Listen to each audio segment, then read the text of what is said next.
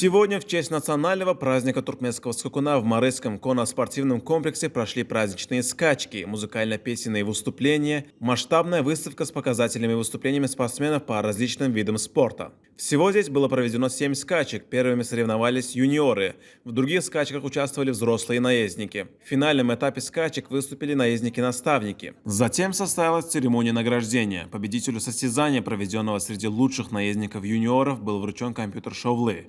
Победителю шестого забега на главный приз президента Туркменистана телевизор «Земин» и денежный приз в размере 50 тысяч манатов. В полных ярких моментов состязаний наездников-наставников, финишировавший первым на скакуне Дагбедов Агамрадов, был награжден главным призом президента Туркменистана. Ему вручены ключи от автомобиля Toyota Land Cruiser Prado и соответствующий диплом.